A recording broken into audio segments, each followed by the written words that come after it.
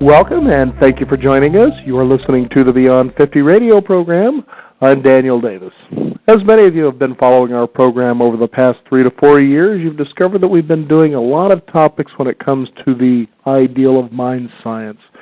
Most of us probably have heard of the Buddhist precept, what we think we become, but sometimes we don't realize just how subtle that is, but profound all at the same time when it starts exposing its ripple effects, and we come to that point where we simply go, why isn't my life working the way that I think it is?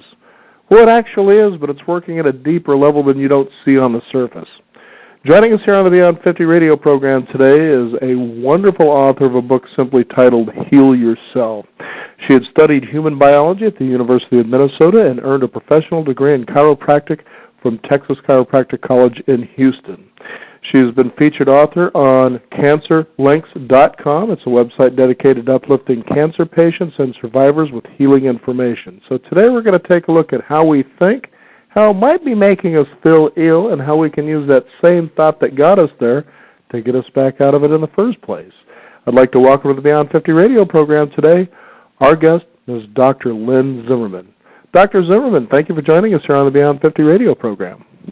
Thank you so much for inviting me. I appreciate your helping me share this information. You betcha. Now, do you prefer Dr. Zimmerman, or should we just say Lynne?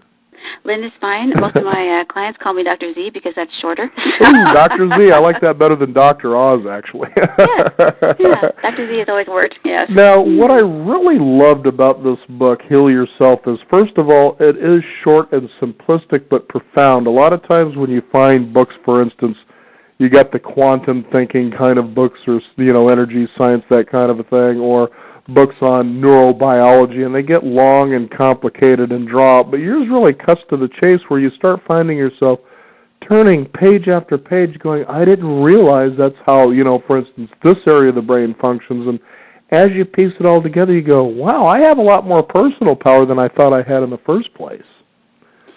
We have so much more than we realize. And so much more than I realized when I was starting out.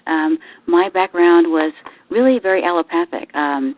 Neurology, bone pathology, orthopedic testing, all that kind of thing.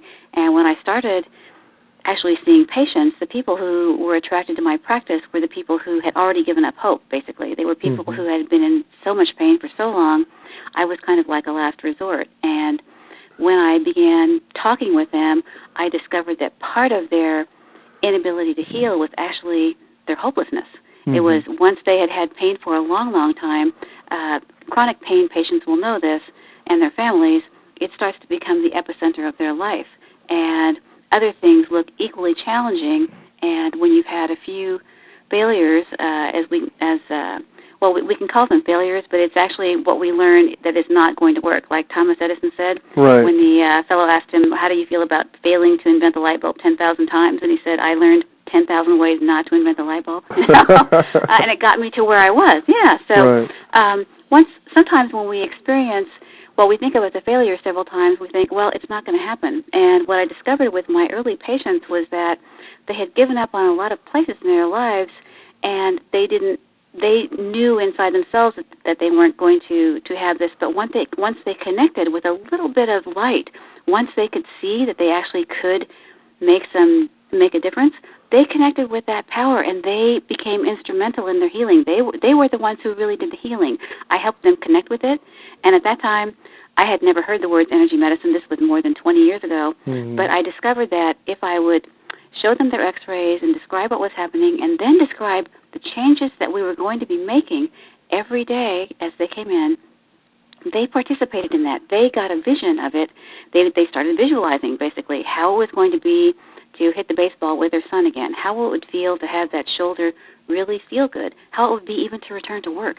And because they got fired up with that imagination and they started thinking about it every day, and we would describe it every day when they would come in, whenever they would come in during the week for therapy, we would talk about what was happening, the nerves waking up, the muscles regaining strength, joints having greater range of motion. That connected their inner healing resources, which we all have, with their physical body, and they expedited that healing. We saw miracles every day because people understood the power that they had inside. They connected with it, and these were people with no background in medicine or science. You don't have to have that to do your own healing. All you need is to understand the resources that you've got and to know how to connect with them and direct them. And that's what energy medicine does for us. It helps us to use it's tools to help us connect with our own healing, with our own power that we're born with. This is how we were meant to be. You know, you touch on such a poignant point about this whole thing. Just recently I was reading about soul reconnection, for instance, and not that this is a spiritual thing I'm going to embark on, but it was really interesting. What she was describing in the book was a lot like what you're saying here, and that is that when we become disconnected from our soul self, or for what they call infinite love, or you can say God if you want to, that's just as good. But the point is, then we begin to surrender that aspect of ourselves and we turn over control to someone else. And we've done that so consistently, not only in our religious or spiritual practices over the centuries, but in our healing, in our medicine. All of a sudden, well, this guy's read more books, for instance, about medicine, healing, and therapy than I have, or he's been to college, has the PhD, so therefore they know more about me than I do. But what you're saying is, no, you really know more about yourself than anybody else does. You just need the tools, as you're describing here in energy medicine, to be able to effectuate the things that these guys are just taking educated guesses at. This is exactly true. Our own body and our own brain, what we were actually given before we were born, this is our best tool. This is what we need, and we all have what we need. And you're right. Especially in our culture, we have relegated that control and that power to other people because we thought that they definitely know more than we do about different kinds of research. Sure. But even research. The research in quantum physics and cellular biology and brain plasticity, all the things that I talk about in really simplified form in the book, these are the things that have told us the power is in us. All the things that we're noticing and seeing at the very cutting edge of science is that we have it all inside us. It's in every cell of our body, in every pathway of our brain plasticity. That's how we make these changes. It's one of our greatest gifts as humans is the plasticity of the brain, the ability of the brain to change itself, to change the pathways, to change the messages that it's sending. If we are experiencing pain in our body anywhere, or illness, chronic illness, this is because of messages that the brain is sending. If we're experiencing emotional discomfort, emotional trauma, it's because of messages that the brain is sending. And we can change those messages with these energy medicine tools. Change the messages to your body, and you support your immune system. You release cancer cells. You develop greater mobility in your joints. You know that you can, and therefore you do. You start manifesting this. Change the messages to your emotion centers. One of the therapies in Heal Yourself is meridian therapy, or sometimes called EFT, Emotional Freedom Technique. When we tap on certain acupressure points on the face and the hands, we send new fear-quieting messages to the fear center of the brain, to the primitive part of the brain that keeps us afraid of something that happened a long time ago. And when you send new messages, you start rewiring the circuits that say, oh, I don't have to be afraid of this. This happened, but this is not what it meant. This happened, and that was hard for me then. It didn't mean that my life is traumatized forever. It doesn't mean that these new events are going to hurt me in the same way.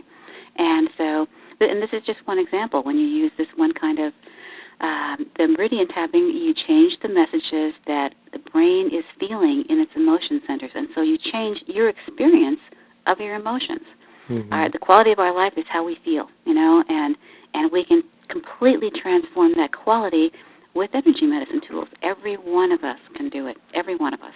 And it's so true, because I remember it was about a year ago, I remember doing a segment when we were talking about the brain, and I was reading in this particular book where, the guy was saying, we're all limitless. There's, no limits to what we can achieve, who we are, and what we want to do. And he said something in his book that really surprised me, but I started thinking about it at its most profound level, just as you're describing, and that is, when we have a traumatic experience, and this isn't his quote, but I'm saying, this is a scenario, when we have a traumatic experience, let's say that, you have a partner that breaks up with you, it isn't working anymore, so you've got that heartbreak. Now, the brain is wired, as you were just saying earlier, that reptilian side that is meant for survival. And so when you hold on to that traumatic event, this heartbreak, to where you say to yourself, I'm going to protect my heart, I'm not going to really put my feet in the relationship water anymore, trust men or women, whatever the case may be, what you're truly saying is, I want to survive what felt like a death to me. And so each time that you have that opportunity, which they seem to keep repeating themselves, that a thing repeats itself till you learn it, but until you understand what that really means, you don't realize how true that is. So you'll see that potential relationship, and then that guard comes, I got to survive because this is about to kill me. And that's a real fear. But the funny thing is you're talking about when you can kind of remove that emotional charge, you realize, no, this isn't going to kill me. It's actually here to make me grow, Yes. But it's funny how we stay stuck in that looped pattern. Well, we stay stuck in things that are subconscious. I think you were alluding to that just a little bit before when you were talking about all of these ripples that are underneath the surface. Mm-hmm. A lot of times we will think on a conscious level that, okay, I'm moving ahead, I'm doing this, but our subconscious patterns are what are holding us in check. We take in 2 billion bits of information every second, but we can only process 2,000. And our subconscious mind, which is, research tells us, is 96% of all of our actions and beliefs and motivations are coming from subconscious programs that we don't realize are running. The subconscious mind will decide which 2,000 bits we're actually going to look, which 2,000 bits are actually going to make an impression on us. And the rest, if it feels that those are too dangerous, it'll store in our subconscious mind as something that's not even a memory until we can bring it to the surface. So our subconscious patterns can keep us in check like that for a long time, even if we believe consciously that we're going forward in a positive note, Mm-hmm. And that's one of the things that you can excavate with energy medicine tools. You can look at a pattern of self-sabotage and say, okay, I've seen this many times now in my life, like you said, the repeat pattern. And then we look at this and say, okay, what is this from? What is this pattern about? And we look at these subconscious patterns, and we can discover that this pattern is, as you said, the survival thing. It's a voice of fear of some kind. When something happens to us, frequently this stuff will have happened to us even in an early childhood time, and we don't even remember it. But when something that is traumatic to us, doesn't have to be traumatic to someone else, mm-hmm. happens to us, it is registered immediately as an energy pattern in the brain and the body, immediately. And our energy patterns relative to that kind of an event are disrupted. The energy meridians of the body that run through all of the muscles and organs, they're disrupted. Their pattern is disrupted relative to that kind of an event, even though it may be buried. When something comes up later on that reminds the subconscious mind of that, we feel this immense emotion disproportionate, apparently, to what's actually happening, and we think, what is that about? Mm-hmm. It is about this resonating pattern, and with energy medicine, you can change those patterns. You can reorient the energy meridians of the body relative to that event, but you also begin rewiring the brain about what it means. It's the meaning of an event that causes us hurt and distress and emotional trauma. Change the meaning, and you start healing yourself. Mm-hmm. And recognizing what the true meaning is something that is very healing for us. And these tools you can use to do just that, to change the meaning for yourself. Do the healing that your mind and your body are there to help you do. Mm-hmm. I don't know if this quote is attributed. I'm just going to guess it was Ralph Waldo Emerson that had simply said that if we lived to our fullest potential, that we would truly astound ourselves. Now, there was a chapter in your book that I wanted to touch on because I think that today it is so relevant. Back when George W. Bush was coming out of office, he says, my friends and countrymen, guess what I'm going to do? I'm going to ask for $700 billion in bailout money, and basically we're going to go back to the Great Depression. He didn't actually say the Great Depression. Everybody else did. The lizard brain resistance. Yes. Okay.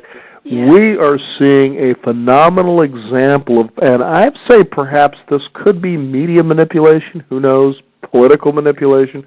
Now, I'm starting to discover, as I especially was reading through this chapter, that, geez, this is the kind of people we have in government, a bunch of reptilian people only bent on survival.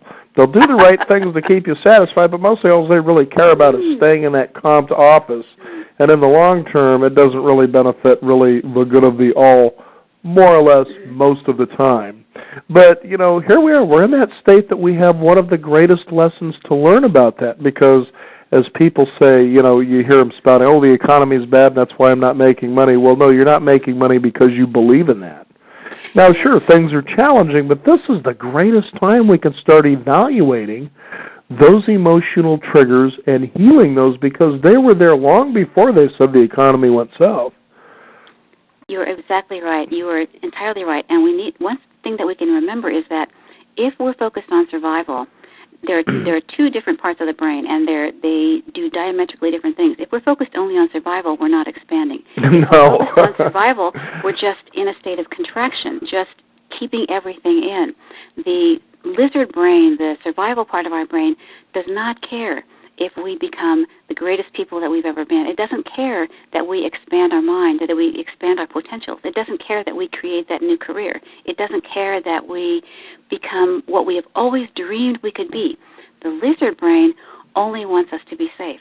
And the lizard brain is so ancient that it is what kept our remote ancestors safe. If they saw bears and lightning outside the cave, they knew it wasn't safe to go out there, and so they stayed inside. The lizard brain, when it sees something different, anything different, says, okay, this is not safe. It's different, so it can't be safe. The lizard brain wants us to keep things the same. And so this is how people can read 100 or 1,000 books on evolving themselves, on becoming more, on self-help, and start to do it and then stop because it feels so uncomfortable. When we start something new, even if it's something as simple as brushing our teeth in a different order or taking a different way to work, ordering something different for lunch, try this and you'll see what I mean. We become very uncomfortable because it's a different brain chemistry, and the lizard brain is the default position of the brain. The survival part of our brain, that's the default position. When we do something different, we produce a different kind of brain chemistry, and the lizard brain reacts badly with great fear and trepidation, and it makes us feel so uncomfortable that we'll stop doing whatever it is that we're doing, and we can't figure out why.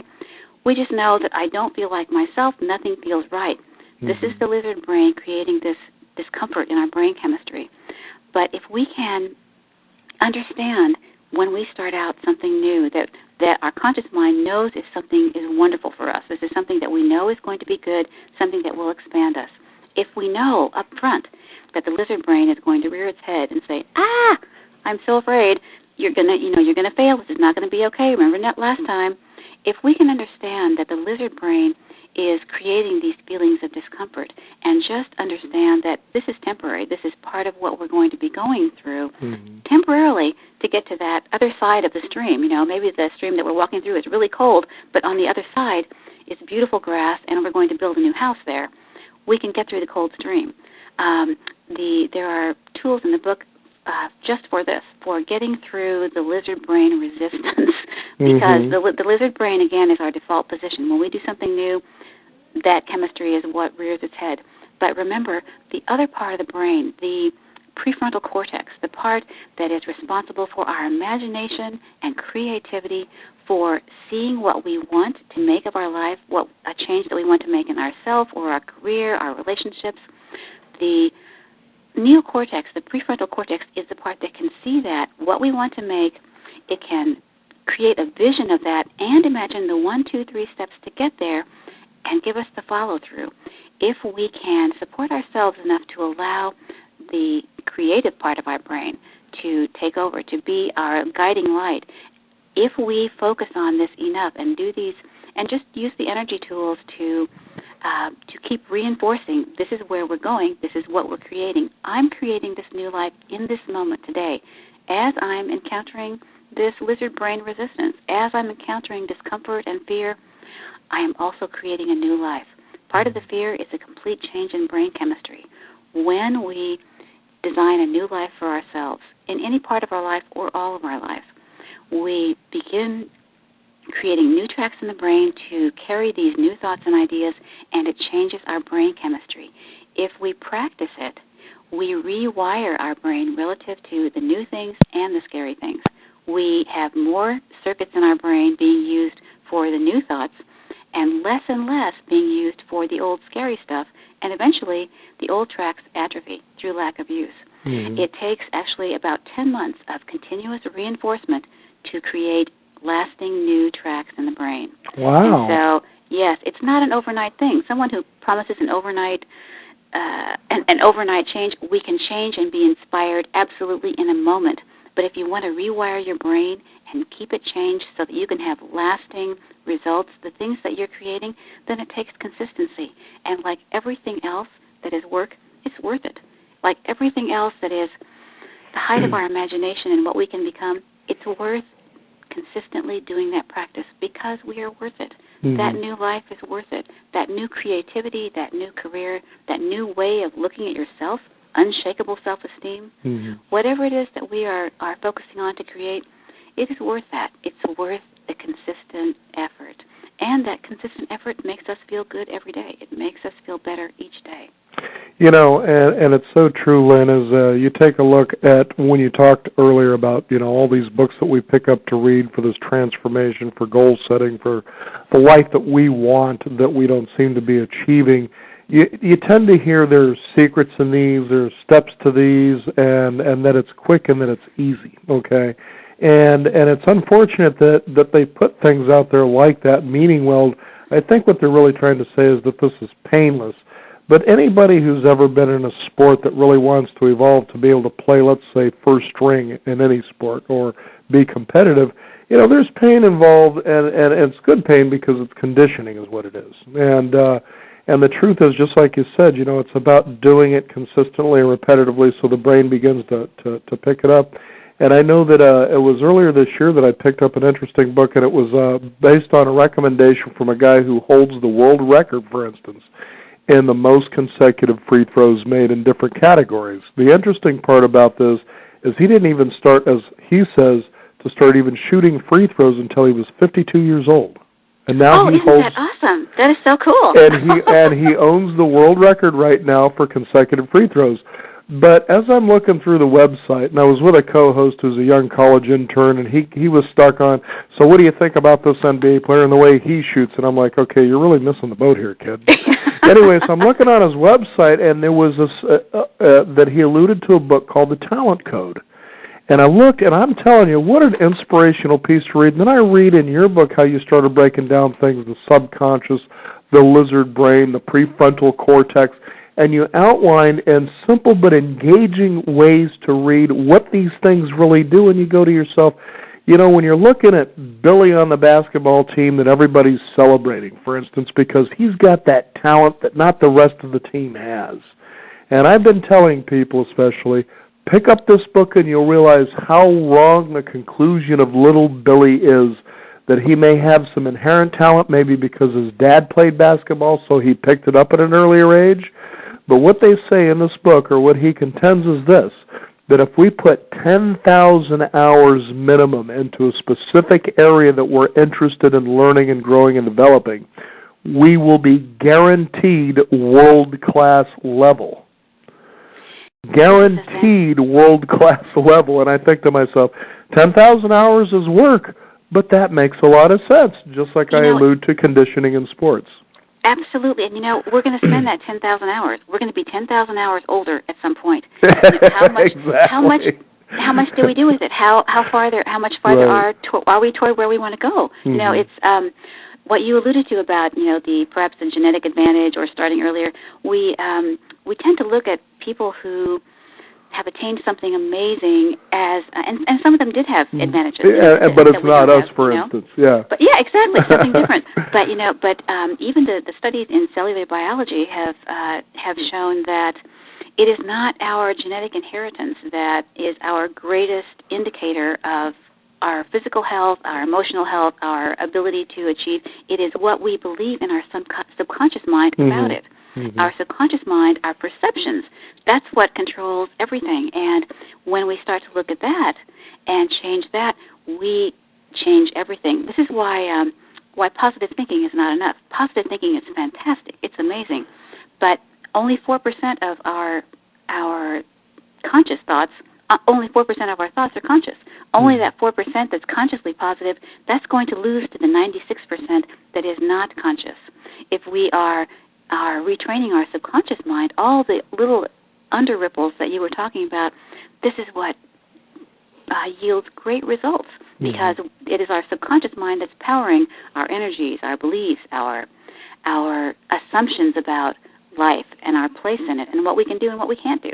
You know, it's what we do with what we've got. You know, 95% of the population is born with absolutely fantastically vital genes, and yet millions and millions and millions of people see their doctor every day for illnesses that doctors now tell us are 85% related to stress. Exactly. 85%. I've even heard numbers higher than that. Yes. But exactly. Yeah, I can see that makes sense. And so that's, it's not what we come into this world with a great propensity to be healthy and happy and full of vitality, but it is our perceptions of all these different events around us and the way we automatically respond to them, via our subconscious programs. That's what makes the difference to our quality of life and to what we can do with the life that we've been given. I was thinking, Lynn, about a movie that just flashed in front of me as you were talking about, that we were given everything that we need, and it's from the movie The Legend of Bagger Vance, in which Will Smith says to Bagger, Damon's character, Matt Damon's character, he says, "So let me see if I understand your story correctly." He says, "So what you're saying is that you're born into this world and God gives the soul everything it needs, and basically when things just don't go its way, you're just willing to throw it away." Wow, yes. It's tempting sometimes. You think, wow, I've been working on this a long time. I'm ready to hang it up. It's not giving me what I want. And that's so great. It's I heard something one time very similar to that. It was about a guy. He was imagining that an alien came to our planet, and he said, "Now let me get this right. If you want to make your body well, first you feed it poisons, and if that doesn't work, then you cut out your organs. Is that right?" Yeah. And very similar. We've been given what we need, but sometimes it's hard to access it because we get kind of disconnected from it. We're distracted from the power that we really have, and this happens a lot of the time unintentionally. We download programs that are basically subconscious mind viruses from people that are our caretakers when we're small, teachers, clergymen, people that may mean very, very well, but the effect is the same. It's a bad effect on us. It's a disempowering effect. And discovering those programs and rewiring them, changing them, which we can do. We can change the programs that help us to move forward, and it's the programs that hold us back or that move us to the place that we want to be. And the programs we now know we can change. We now know that we can change those programs. We can take control of that, and we can access all this great stuff that we've got. It's a matter of accessing it and knowing how to direct it, and we can do that. Anyone can do this. The book is Heal Yourself. Our guest today, Dr. Lynne Zimmerman, talking about how we all have that power within us that, as the great Wizard of Oz had said, the power was within you the whole time. You were talking about an alien that comes to Earth, and he says, "So let me guess, for you to improve yourself, you take poison. If that doesn't work, then you go ahead and you cut your organs out." What was funny is I started having an image of a shirt that I used to have that had two aliens. One was standing there with a bottle of beer in his hand, and the other one was leaned over a toilet seat, kind of letting it all out. And the caption simply read, and I actually used to wear this when I was a bartender, and people always got a kick because it was just this cute little shirt of these two cute little aliens, and it says down below, "So this is what humans do for fun." Okay? Oh, right. And what I was thinking about as you were talking about the alien in this shirt is addictions. Now, yes. First of all, I'm sure you've treated people with addictions. Now, do you think the general idea of how addiction treatment has been approached over the years is probably off the mark where, you say, for instance, alcoholism or drug addiction is a disease, or is it something else now? I can tell you what my experience has been. From your experience, of course. And that is that it is something that we develop. And by the way, the cellular biology studies do not support that idea. They right, because we've had Dr. Bruce Lipton on our program a couple of times. He says that's the biggest bunch of nonsense that is out there, and I think it's to keep addiction clinics full to make people feel powerless, so they keep spending the money saying, this is the way it is for you, it's never going to change. And I don't buy that either, but from your experience, tell us about that. And it does keep them powerless, and that is, and the market share of patients is something that is a big motivator in a lot of people out there with addictions. Yeah, and the thing is, though, if by keeping them powerless, you keep them dependent on whatever they're going back to that building for all the time. Right. And what I have seen is that addictions develop in an effort to fill a space that is empty, a space that is hurting. And in the people that I have seen, it's a space that is an unloved child. It's a space that is a fear of failure. It's a space that is any one of a number of hurting energies in the human heart and mind and even in the human spirit and in the human body, things that have been damaged by abuse, physical abuse from parents. What I see is that it is an effort to medicate a place that's really, really painful. But to feel better, of course. Yes, exactly. But addiction creates a new shackle for us. It creates another way for us to hurt. And there are a number of energy therapies that people can use in the moment of crisis, when they want to have another hit or another cigarette or more alcohol or whatever it is. Yeah, exactly.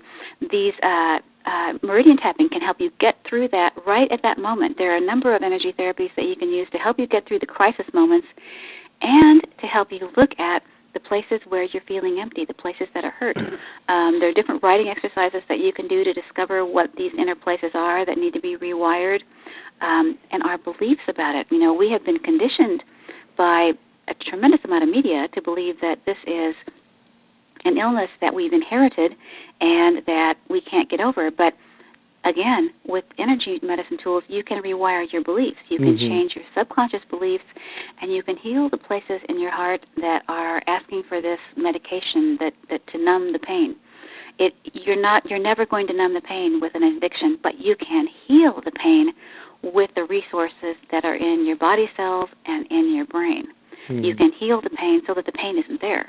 And when you do that, you replace the need for the addiction and that shackle with greater creativity, new friendships, patience with yourself, compassion for yourself and others, totally radically different perspective on how you are, your place in the world, and how you can live your life.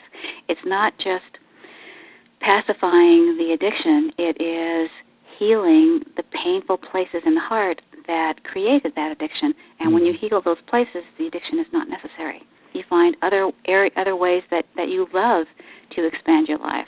More exercise to produce endorphins. You feel that there are many, many ways, but it's healing those empty places that makes the addiction not necessary anymore. And then there's not a need to return to it.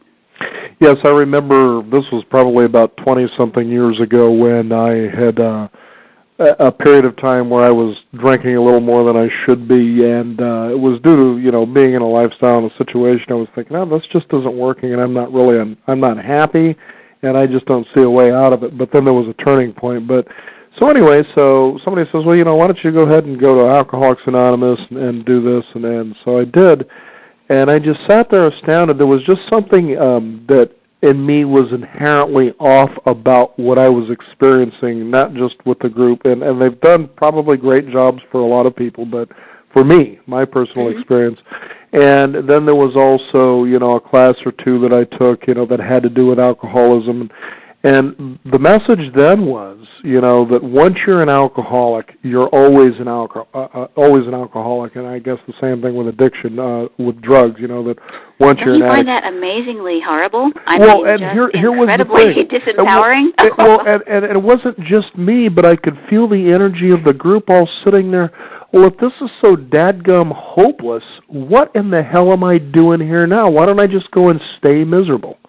And that was that powerlessness that I'm talking about. And then they reinforced it with, we've all found in our lives that we're powerless. And it's like, well, wait a minute. I haven't lost a marriage. I haven't lost a job. All I do is I drink a little more than I should, and I'm not achieving goals. So what I tell people is the real true thing that I think that I believe that you lose when you get caught up in this addiction cycle is you lose potential. The good news is if you decide to put that aside and you chase your potential, you can start today. That's a wonderful, hopeful horizon to be going to, I would think. In a moment. You can start in this moment, absolutely. And it's the moment that you begin this idea, the moment that you think a new thought about it, that this is not forever. This is not who I am, and it's not who I want to be. I can be different. I'm choosing to be different. The moment that you start thinking that thought, you start creating a new track in the brain to carry that thought. And the oftener you reinforce that thought, the oftener that you write down things, when you find things that are incredibly inspiring to you about this subject and you write them down and you keep repeating them, you are creating strengthened tracks in the brain. And when you have several of those tracks that are very strong, they will wire together and they will connect to other tracks that are related, like, it's not a hopeless thing about my job. I can do this. They connect with other like tracks and they reinforce each other. So the moment that you start this new thought, then you start creating this new track for your brain, you're affecting all the other parts and you're starting to reinforce it. You can start in this moment to do this. Absolutely right. Very exciting stuff, and I know that, I believe that you, just as well as there's a lot of people that we have a tear to our eye when we watch that inspiring movie of somebody overcoming tremendous obstacles, then they finally achieve their dream or their goal, whatever it may be, and I say that if you could put that aside, that addiction or whatever it is that makes you feel good because of that emptiness that you're talking about that we feel, that when you can begin to feel those genuine accomplishments, that you really won't want to go back to that stuff because that's a feeling, a residual, that hangover from that personal achievement that never goes away. It just keeps feeling better and better, and you want more of that. Absolutely, and you're right. It becomes a habit. That becomes your replacement habit, doing what is good for you, and that becomes your replacement habit. If we take away something, we need to replace it with something else, and when you heal that empty place, you start filling it with other things. One of the things that raises our endorphin level, as you may know, is exercise. 30 minutes of exercise raises the endorphin level. Endorphins are hitting the same places that our addiction receptors are in the brain. That helps us. Another one, which is maybe lesser known, but it's wonderful to know at this season and to practice it. When we receive an act of kindness, we produce endorphins, those feel-good hormones in the brain, and we also boost our immune system. When we do an act of kindness for someone, we produce endorphins in the brain. Remember, endorphins are hitting these habit receptors, the opium receptors that make us crave these different substances. So we're filling them with something good. When you do an act of kindness for someone, you produce endorphins and you raise your immune system. If you even witness an act of kindness, you produce endorphins and raise your immune system. We are meant to be givers of good. It's in our very DNA. You can see this by this effect. I couldn't agree with you more about that. When we just practice these kinds of things, this is simple and it doesn't cost you anything. It does someone else some good. It raises their endorphins. They've received an act of kindness from you. Your endorphins are raised, and you are creating a planet that you love. This is something that anyone can do, and it enhances your feel-good brain chemistry. This is a wonderful way to do it. It's inexpensive, doesn't cost you anything, and it benefits you and everyone. And the biggest thing is when you get used to it, you become powerless. You must do it. In a good way. In a very good way. You think, you know what, I want more of this. I want to feel more of this again, and it's an ongoing reward for you, an ongoing reward. There's nothing bad about it, Yeah. Now I have to ask you, what was it that got you started on the road that you're on for what you're doing? I mean, we're looking at 30 plus years, something like that. Yes, I have more than 20 years in this industry. I had an opportunity to study in postgrad work hypnosis and hypnotherapy, and while I was studying that, I was exposed to a movie called What the Bleep Are We Doing Here? All the stuff about quantum physics. And I began reading about quantum physics and all these studies, and there were two parallel tracks. There was a track that said, look at this immense power that we're discovering about this universe, the immense power that's available to us. And on parallel track, the same discussion would be, look what this represents to human potential and human healing and change. But there was never a bridge between those two. I thought, well, what do they mean? How do you use the power of quantum physics for human healing? And so I looked and I researched, and one day I had one of those light bulb moments, but for me it was like 1,000 light bulbs. It was a brain download, and I thought, brain plasticity, this is it.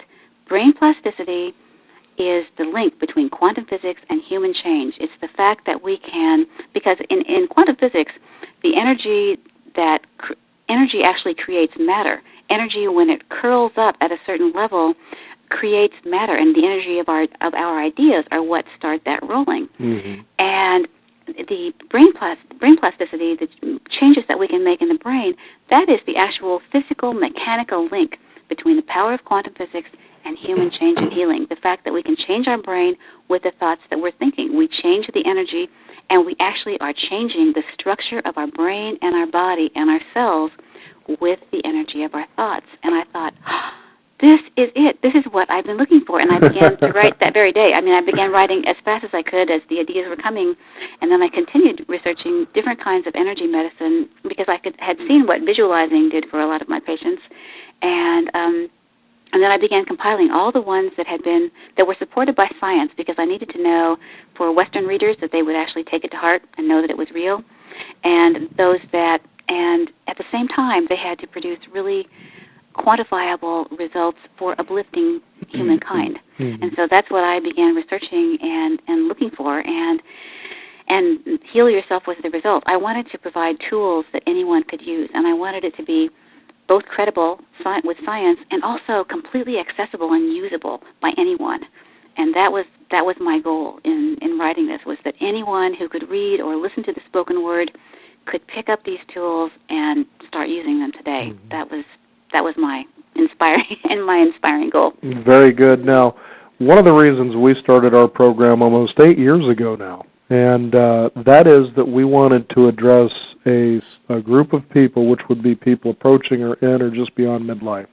Not senior citizens, which for some reason a lot of people think people who are 50 years to 60 years old are senior citizens, but it's really... Yes, I've heard this recently. yeah, and it's, well, exactly. I mean, you're 45, and all of a sudden the AARP is saying, hey, we're going to start sending you materials. And as a matter of fact, in the 8 years, it was about 2 or 3 years ago, my wife was telling me, do you realize AARP is not going to start lowering it, and that now the senior citizen or retired person isn't the 50-year-old, it's now going to be the 40-year-old and eventually the 30-year-old. Before you know it, you're going to be crawling in your grave as you're crawling out of the womb, according to AARP. Yes. But basically what I said, what I wanted to do is, you kept hearing about this generation gap. There's the young and there's the old. And I said, well, what about these people in between? And that's how we came to create this show, to really showcase what is really going on from the 40 to 60-year-old. What really, what does that lifestyle look like there? And what I was astounded with is the amazing transformations that happen. That, as you're a child into your teenage years, you pretty much feel that you have all the time in the world and that you can do just about anything. By the time you're in your 20s and you're breaking free from that dependent lifestyle of your parents and school, you still find yourself in that dependent stage for self-approval. And this is, I think, generally for a lot of people. Mm-hmm. Then by the time you're in your 30s, I think you start to feel that frustration, like, I thought I'd have a lot more going on in my life than I do now. Some people have it, but it's just, for most of us, we're still at that job. We may be behind in our bills, so forth and so on. And we start feeling like, time is starting to slowly creep up and becoming the enemy. I'm getting older. By the time you're 40, you really feel like, oh, my goodness, I really don't have a whole lot going on here, at least as much as I'd hoped to, and time is really starting to creep up on me. And then you start buying into, have you saved enough money for retirement and these sort of things? Are you well protected? So you really start listening and reading those commercials that are all telling you where you lack. You know what I'm talking about? Stuff. Yes, all the fear-based and then by the time you're 50, you're supposed to be retired, you're supposed to be out on that golf course, or you're supposed to be traveling, you're supposed to be settled down, you're not supposed to be basically contributing anything to society. And I took a look at that modality and I said, that might have been effective back in the industrial age, but what about the agrarian age before that, when people farmed until old age, from the, birth to the grave kind of a thing, but how that's all changed. But when you take a look at the messages that are out there about aging, especially in this group here, and you realize that's something that needs to change, and it's starting to realize, hey, no matter how old you are, if you're following your passions in your life, you probably won't be sick very much. You probably won't get diseases at all. And I looked at this particular quote that you have in your book, and this is one of the biggest celebrators that I love about somebody who aged all the way to the end doing what he loved.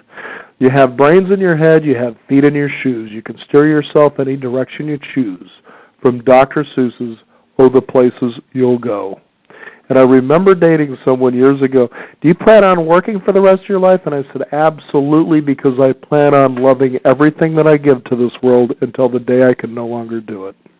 Absolutely. And, you know, the people who do this, people like you who create new programs and who inspire new ways of thinking for our entire society, people who are scientists, people who are creators in many, many fields, musicians, people who write music, these people are doing the work that they love and creating wonderful things for this world, writers, until the day they die, and they are making this world a more wonderful place until that last breath, and they are loving it. They don't get old.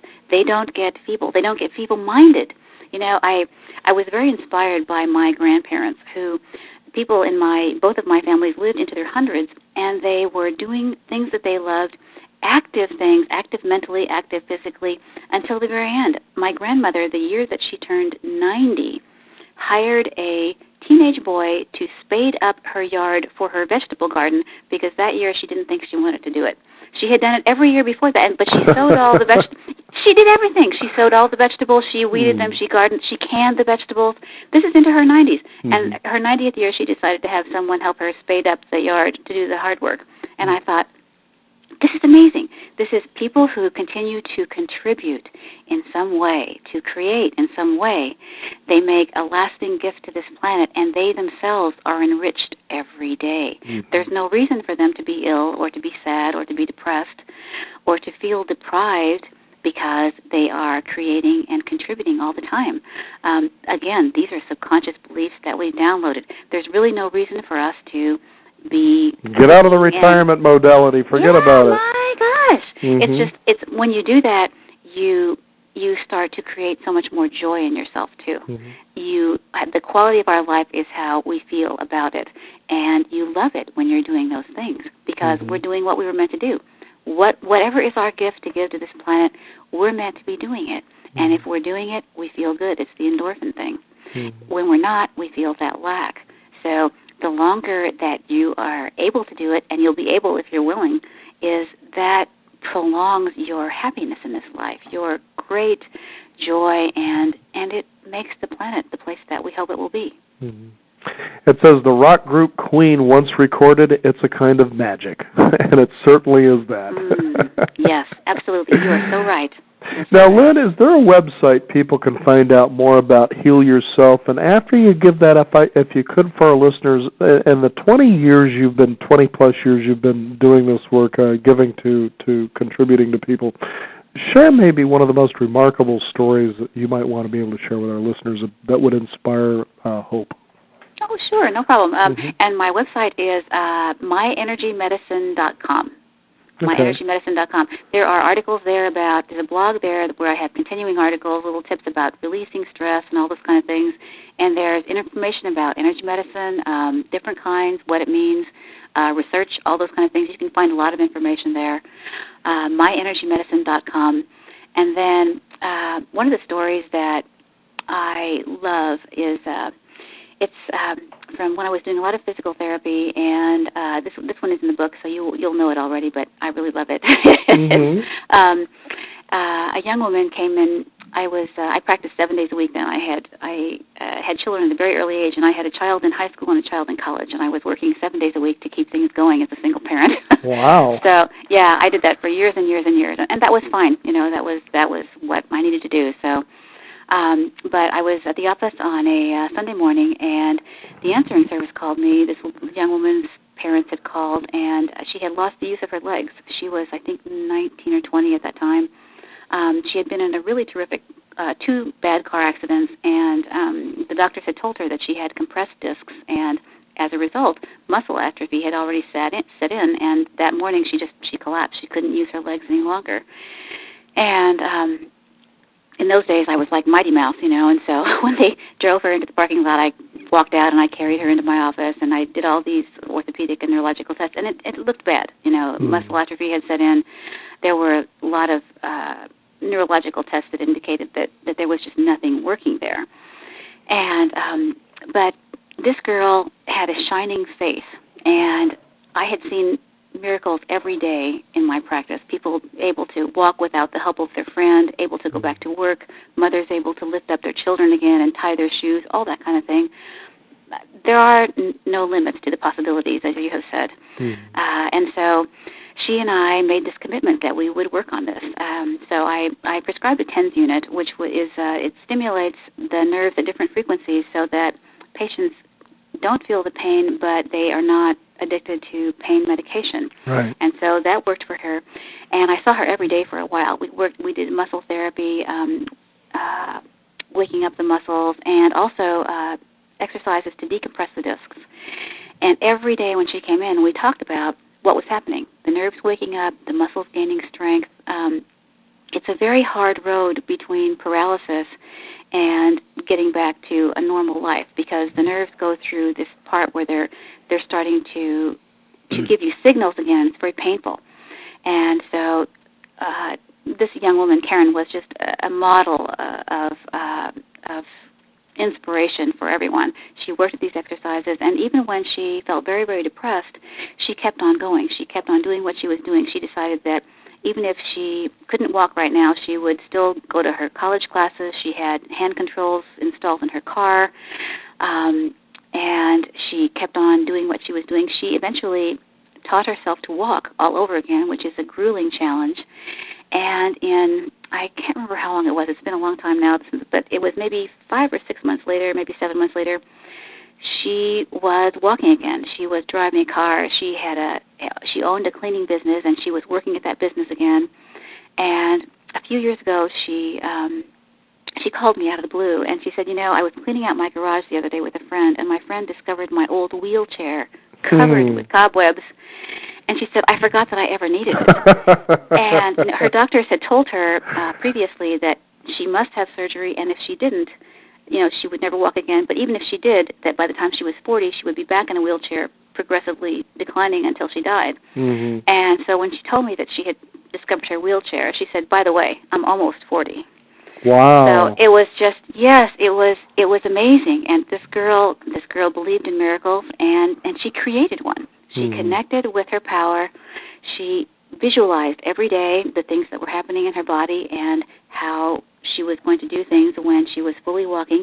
And at the same time, she continued doing things with hand controls in her car until she got to that point.